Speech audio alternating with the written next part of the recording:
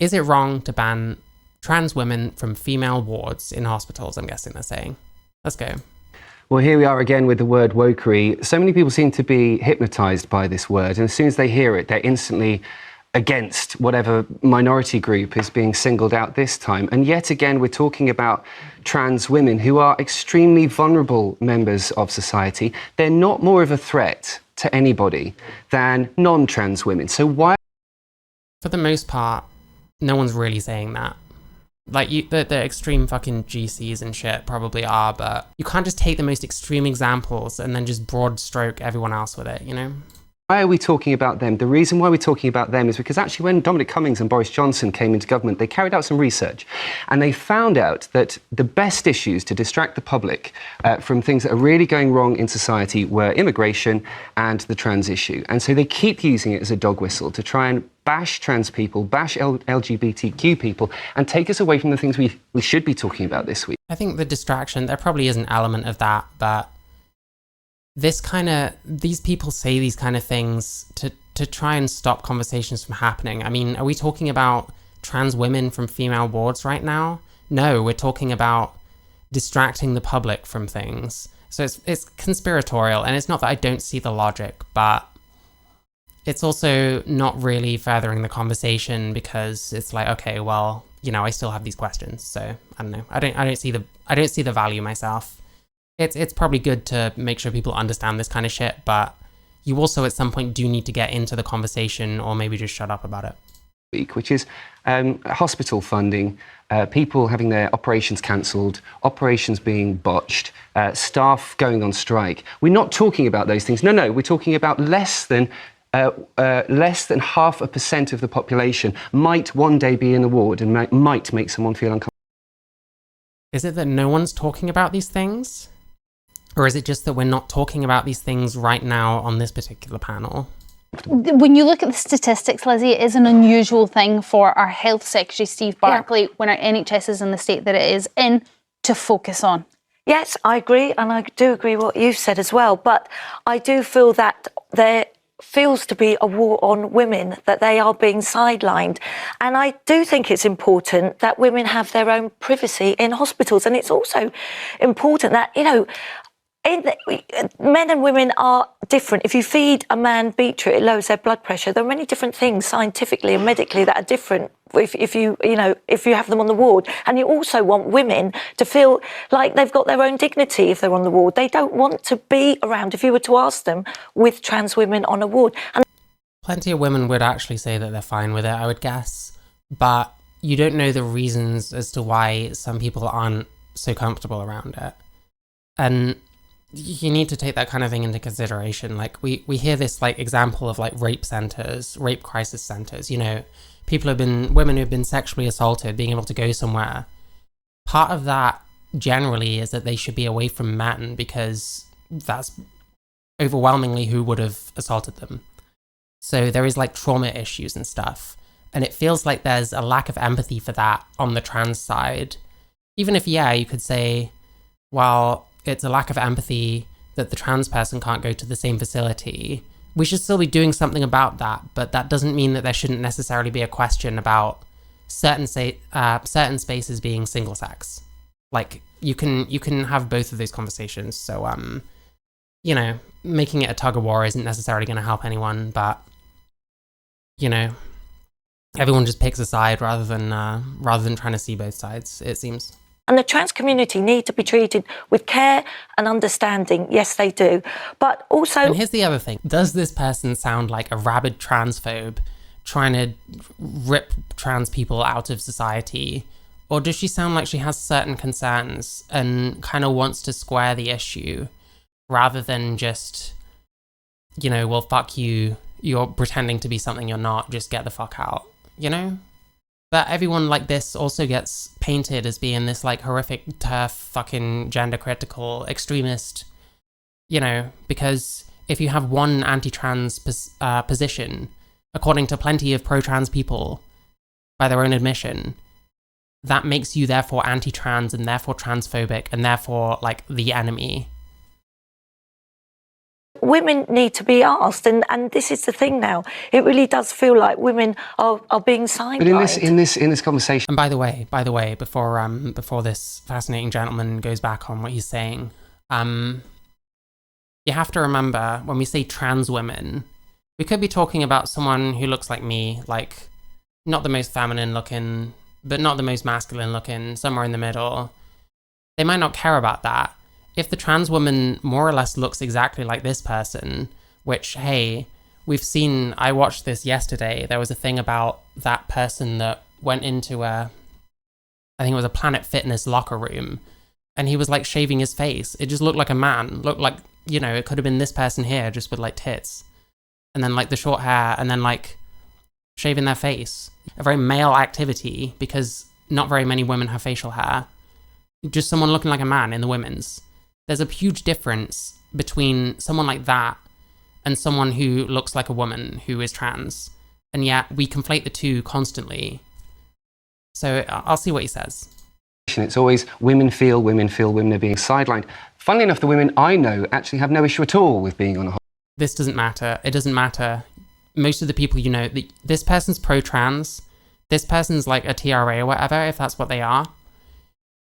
Probably most of the people that he knows are also similar. Most people, the people they know, have similar opinions to them, because not many people these days are friends with that many people that have different opinions to them, especially if they are in these kind of spheres, you know? hospital ward with a trans woman. In fact, they'd rather be... And again, with a trans woman, that could mean quite a lot of different things.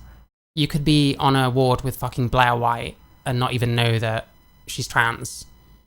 This person could come out as trans tomorrow and insist that they're a trans woman, and plenty of people will treat them as in like they're both trans women. You have to call these both people women now. But there's a huge difference, because what the other people perceive when they see you is a huge factor. And we're at the place now where like people will ask for like advice on passing in trans circles, and you'll always get these idiots telling them, you know, you shouldn't be caring about passing because that's cisnormative, which is the most unhelpful thing you can tell most trans people, by the way. And like, you're a kind of a dick if you do that, let's be honest. But let's keep going. in a bed next to a trans woman who is kind and friendly and chatty and calm than in a bed next to a non-trans woman who is aggressive and, you know, maybe has psychological issues. So the question... Jesus.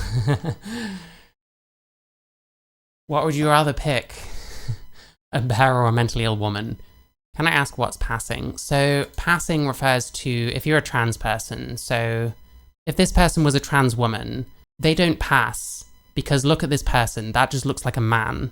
Now, if this person was a trans woman, this person does pass because they look like a woman and they sound like a woman. They come off as a woman. That's what passing is. It's what you come across as, whether you come across as the gender that you are going to, or whether you still come across like your birth sex.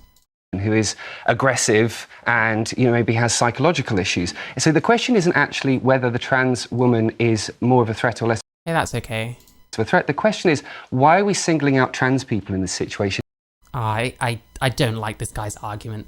Like, he's conflating many different people. They could look like a woman, they might not look like a woman, and you might actually be very uncomfortable around them.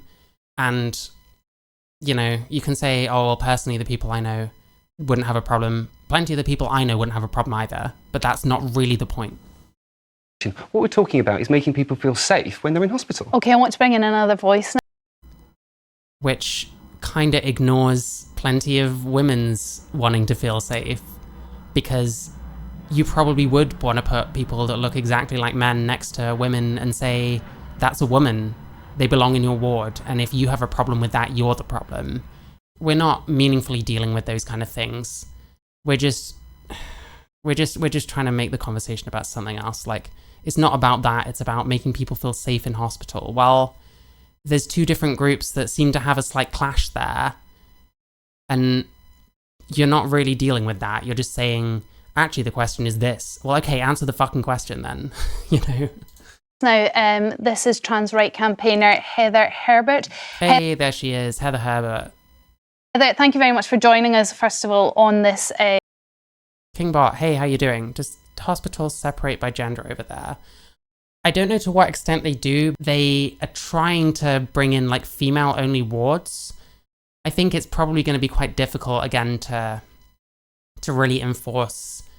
And a lot of the hospitals are like overcrowded as it is, so it's going to be incredibly difficult to really ensure that unless they actually get more hospitals, because I'm pretty sure there's quite a shortage at the moment. So it seems quite unrealistic, but they are trying to bring in like female-specific wards, because there are women out there that are not comfortable like being in the same ward as males. On this debate, on this conversation, what do you think about these proposals that the Health Secretary's brought forward? Well, good morning. First of all, I'd like to speak to the trans community and calm any fears. These proposals would go, in my opinion, would go against the Equality Act, and so it's just hot air from the Health Secretary. There's no way they will be able to implement this. I wouldn't be so sure, but there is definitely issues with trying to implement that, like what I just said. Secondly, on the issue itself, there were 20,000 attacks in hospitals, mostly against staff by patients last year. None of those attacks involved trans people. This is, we've heard. It's believable people are sick and stressed. Yeah, totally. I mean, true. Yeah, same. Yeah, it's believable. Have none of these attacks involved trans people? Maybe. Trans people are a very small part of the population, and I think sometimes it's not just like people who don't like trans people that exaggerate seemingly how many trans people there are. I think also this Heather Herbert person does, because like if the population keeps growing, maybe we'll start seeing trans people doing these kind of things. And by the way, it's not like trans people don't do other crazy fucking shit anyway, so general location will have an impact. Yeah, probably, yeah. Attacks involve trans people. This is, we've heard. Yeah, bear in mind, we're talking about whether we should have female-only wards. We're now talking about whether any trans people have attacked anyone in a hospital. Like, you see what I'm trying to get at here? Like, we get off topic so quickly.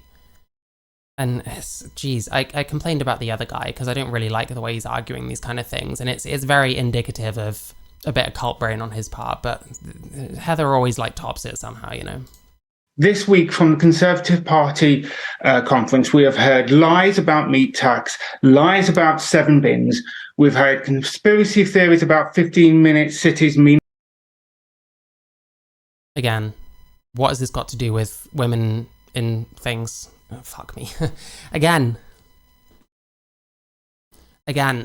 we're not talking about women in wards. We're talking about other things the government has supposedly lied about. What about all the shit that fucking trans people lie about constantly? Like, let's ask Heather Herbert if she knows whether, like, minors get gender-affirming surgery done on them. Because so many people lie and say that never happens. It fucking happens, okay? Meaning that councils will stop you going outside. The Conservative Party is looking more and more like a fringe political party. You know, this is just like smearing them. And the worst thing is, this is the Conservative Party we're talking about. You don't have to smear them. You don't have to make things up or like bring in all these other things. It's like, well, they lied about this, that, and the other. Like, you don't really need to do that. Like, they're on their fucking deathbed in terms of what the party currently is anyway. Like, it's going to be something completely different, I reckon, at some point after they've been kicked out, because that's going to happen. But like, yeah, you don't have to try this hard to say that the Conservatives have not been the best in some ways, you know. Parties that get like 100 votes at an election. We should be focusing on the cost of living crisis. We should be focusing on... there it is. There it is. It's not like no one talks about the cost of living crisis. Yet, when someone wants to talk about something else, some fucking trans shitlord like this person, or some fucking ally loser, which I think is what this person is. If he's trans, then I'm sorry. I do apologize for erasing your existence. It's like, no, we should be talking about this instead. So... you're not furthering the conversation. No one even knows what you really think. What you think is that, oh, we should talk about something else. Well, then why are you on this fucking panel? Why are you here to tell people to think about something else that everyone's already thinking about? Because the cost of living crisis is a huge driving factor in this election. We don't need some smarmy prick fucking going on the TV saying, actually, I think you should be talking about this instead, because people are talking about that as well. But that doesn't mean that these other conversations shouldn't happen. And it's so fucking irritating the way these people do this, man. Things that really affect people's day-to-day lives. Heather. What about women who have had to be in a ward next to a so-called trans woman who doesn't look like you? They look like the guy there, and it made them uncomfortable. There are people affected by these smaller issues. When it comes to things that affect trans people specifically, these are issues that are not affecting a large amount of people, but they're still affecting people, so you want to talk about them. You don't want to talk about these because these are issues that are potentially trans rights and women's rights clashing, and that means that one of those might have to lose a bit of rights. And you're not about that because we've all been conditioned to believe that rights are not like pie. You don't take some and then everyone else has less, because we all pass around the same bullshit on Twitter. I hear what you're saying. You think this is like the sparkly object tactic. It's trying to distract people from the real issues. She is the one trying to distract from this conversation by insisting that we should have a different conversation, which people are having anyway already. Just go on one of those panels, except you won't go on one of those panels because no one would have you on one of those panels because you'd have nothing to contribute. Let's be real. But I suppose there are a large swathe or a swathe of the population that are a little bit worried that women's rights have been are being reduced, are being dissolved in favour of trans rights. I mean, when you look at language used around cervical cancer, for example, it was taken off the NHS website. Hey, no problem. Feel free to drop by anytime. I've got a YouTube channel, same name. Check it out. Have a nice day. Have a good one. The use of the word women, and it was individuals with cervix, and now it's women and individuals with cervix. The same cannot be said. Women and individuals with cervix. Jesus Christ. I wonder why none of this, like, gender-neutral language caught on, you know? When we look at prostate cancer, it doesn't say men and those with prostates. What is the difference there? Because there does seem to be I don't know that people don't also push gender-neutral language when it comes to men's stuff as well. I think they probably do. Like, you get people with penises as well as people with vaginas.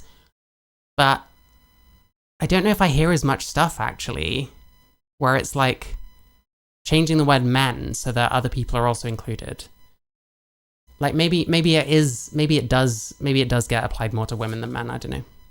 a slight change in how we use language when it comes to men and women, trans men and trans women. It should say men and people with prostates. Look at the smug smile as well. Every time she says something unbelievably stupid. No one wants this. Just ditch it. Just bite the bullet that some of the shit that we push, thinking it's inclusive, thinking it's pro-trans, even though plenty of trans people don't want this shit either. Just acknowledge that it's stupid. Because it makes you come across like you want to be taken seriously because you're coming on TV, but you're also not taking it entirely seriously, which makes me wonder if this fucking activism shit isn't just kind of a joke to you, honestly. And if it is, then great, you know, well done being the parody. You know, if you're sincerely actually just a man who's been living this life for however long, then yeah, hilarious, great, you know. But you're just being the parody at some point, and Jesus Christ, it just triggers me. So that would make much more sense. So that would be a yeah, we should always, whenever talking about anything to do with prostates, be men, people with prostates, make sure you check for prostate cancer. People aren't doing that. This is an incredibly unnatural way of communicating for people. Just like insisting that pronouns are strictly based on sex is actually kind of a unnatural way of communicating. So it just doesn't end up working out that way. And these people say, well, no, actually, it should be like this. And then it just carries on not being like that because no one actually agrees with them. Correct definition of the people who are at risk of prostate cancer. So why Likewise, Or you could just say males, you know, people born male, people born XY in the main. penis will get facial hair at some point. There used to be a word for that. What was it? I don't know, men or something. Well, men is more the gendered term. Just say males. Or when they're talking about prostate cancer and they're saying, men, don't forget to check for prostate cancer. If you happen to have a prostate, despite the fact that you don't call yourself a man or whatever, hey, that applies to me too. Maybe I should check mine. Instead of soying out, oh, you didn't include me. I've got a prostate and I'm a woman because I say so. Do you know what I mean? Like, Jesus Christ. People who with cervixes are at risk of cervix cancer. People with cervixes, which is a lot of women. And by the way, it's very easy for this person to say this as someone that wasn't even born female, hasn't had the same experience as plenty of other females. I don't know how long this person has been trans for. I believe they're in their early 40s, but I could be wrong about that. This person, it's so easy to say things like people with cervixes and be like, yeah, that's fine, because womanhood is different to you than what it is to these people. Like, there are a lot of experiences that you just will never have had. Like creepy fucking builders wolf whistling at you because you're a 14-year-old girl walking home from school. There's loads of shit that you will never experience. So to tell women that they shouldn't find that kind of language dehumanizing in a way, or erasing of their womanhood, like, you just don't get to. And if I made that same argument, I would expect any woman to rip me to shit because I don't have that experience. I started transitioning when I was 25. There's a whole load of shit that I have not experienced that any born female has, because my life up to that point was just completely different because I wasn't a girl. Literally, I was a boy, you know? So I don't know. I don't like this at all. And I don't think this is going to convince anyone. You talk about this kind of gender neutral language that no one likes, no one wants. By the way, we were still supposed to be talking about whether trans women should be in female wards. Have we talked about that, like, at all? We got off that immediately. It's insane. Like, are we going to get onto it? Or is this just yet another stupid fucking trans person getting on a panel to derail it, as if that's a worthwhile use of anyone's time? Because I tell you what, these conversations are still going to happen despite these people showing up and taking 5 minutes to derail it a bit. Because then other people are going to talk about it. Maybe none of them are trans. And they're all just going to agree, yeah, maybe we should just get rid of them from female spaces. And they all just agree and they circle jerk in their own way.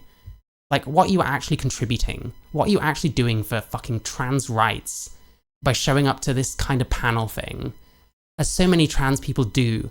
I've seen one trans person that doesn't do this too much. That being Shivani Dave. And all the rest of them, that's all they fucking do. Who is this helping? Who are you educating on the actual trans perspective on this kind of shit when you're just talking about other shit? This is like the worst way you can do this, in my opinion. Short of being fucking Frida Wallace and talking about your fucking penis. Yeah, I'm getting very pissy. I'm so sorry. So, but why is there that difference? You would have to ask the NHS that. Oh, and there we go. You would have to. She does this a lot as well. Well, you would have to ask that as soon as your feet get held to the fire a little bit. Not even attempting to say, well, in my opinion, I guess it could be this, and here's why I think that. Oh, you'd have to ask them that. What are you here for? What do you do? What are you for? What's the point in you being here right now?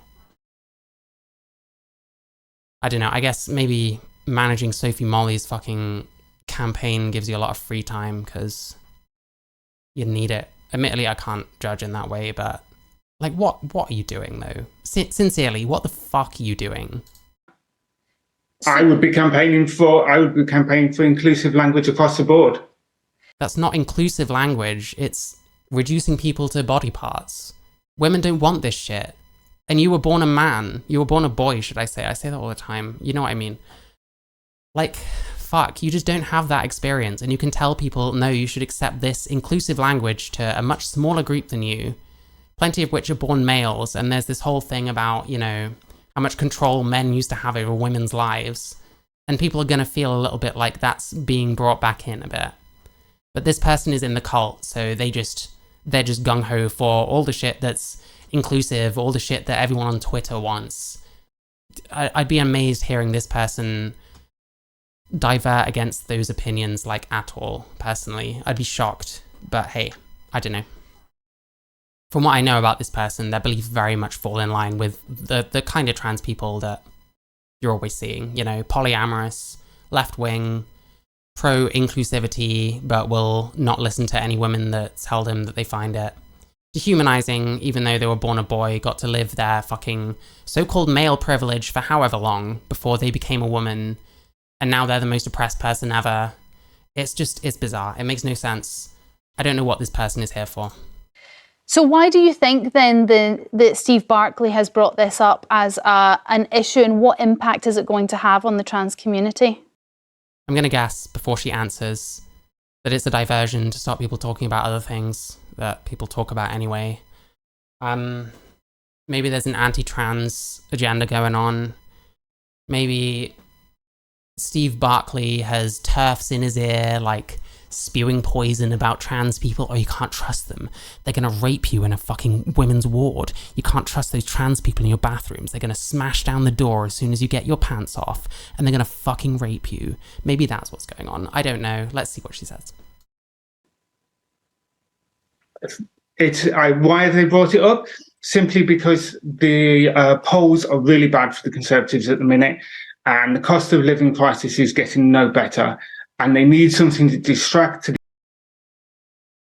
I honestly would love to know what it's like being a woman, hearing this kind of thing, where we can never talk about. They're smaller, admittedly, but still issues that exist that probably someone at some point needs to look at and talk about. But we're talking about fucking the election. No, you can't ever talk about this because there's an election going on. And, I mean, there wasn't at the time, but the writing was on the wall for the Tories by 8 months ago. That was like, what? End of last year. Yeah. The public opinion turned against the Tories last year because the cost of living crisis got worse, like so many of us said it would in fucking 2016 and shit like that. Plenty of us were saying this kind of shit, and people have only just picked it up. Because of that, we can't talk about your issues. Sorry, women. We're going to call you people with cervixes, and if you don't like being reduced to your body parts, then fuck it. Which, you know, it's all very well a born male telling women that. Who are we trying to include? Like 1% of the population, whatever it is, as opposed to making sure that 51% of the population, whatever it is comfortable and doesn't feel dehumanized. And it is interesting that it's always the women's issues that these people are jumping on and saying, no, we shouldn't be talking about that. It makes you wonder about Heather Herbert a little, in my opinion. Like whether there's some latent sexism, like bubbling under the surface. I don't know that. I don't know if this person's a sexist. I can't see into their brain. I sure wish to fuck that these people would give me the same fucking courtesy when I talk about stuff, instead of being like, oh, you said this thing, that means you're transphobic, and everything you say now is through that lens to me. It's pathetic. I don't know why I give this kind of fucking concession to people, but I don't know what's in her head. I don't know if she's fucking sexist. I don't know if she has a thing about women that transitioning obviously hasn't solved, but it comes across a bit that way. And if people can constantly shit on me because of vibes, then I can shit on you because of vibes too, okay? The electorate to fool people, to make people they think people are dumb, and they think that you think people are dumb. Fuck me, I'm gonna stop getting angry.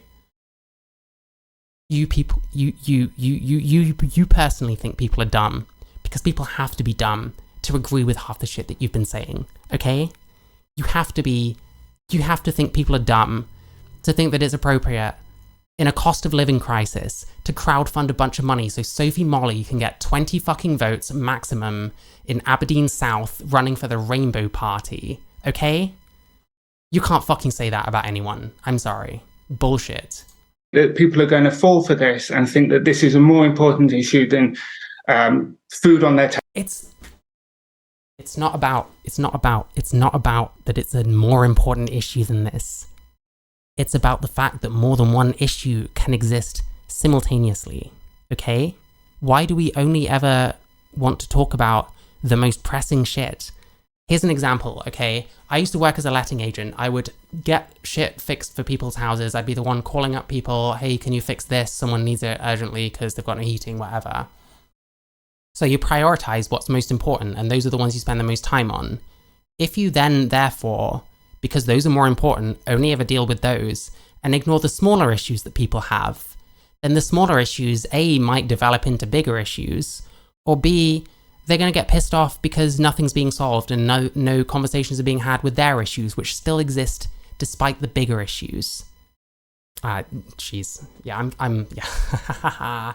It's 5:45. Listen, I don't have to go on for too much longer, but like, Jesus fucking Christ, this person aggravates the fuck out of me. Tables.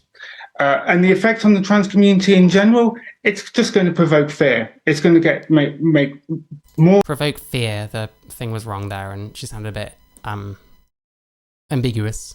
She said provoke fear. And more people worried about going to hospital. It's going to make more and more people scared. Well, then why aren't you trying to make a case really for it instead of just being like, well, you're talking about this when you should be talking about this? It's the most pathetic shit. You want all the onus to be on everyone else when you're doing nothing. Like, what are you doing to further this issue? What are you doing to help? What are you doing to assuage those fears that cis women have, that women have? I'm sorry. What are you doing to actually make this better, to where trans people maybe don't have to feel scared, even when there are like adverse fucking bills coming in? Because I tell you something, I know so many people that are obsessed with these like bills that are coming out, whether in their own country or not.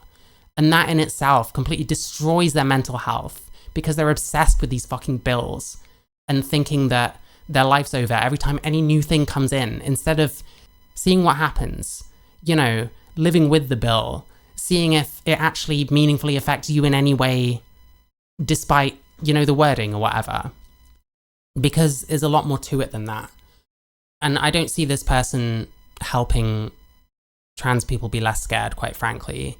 Maybe in more personal senses, maybe they talk to people and are being a bit less of a shithead than they are to these kinds of people. Maybe they have a bit more respect for people that are more similar to them, who knows?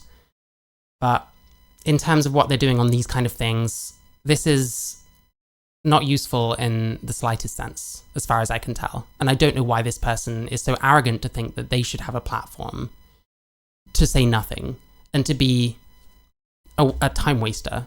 That's all it is, a time waster, because you don't like that this conversation's happening. Well, the world doesn't fucking revolve around you. The world doesn't fucking revolve around trans people. We're the smaller group.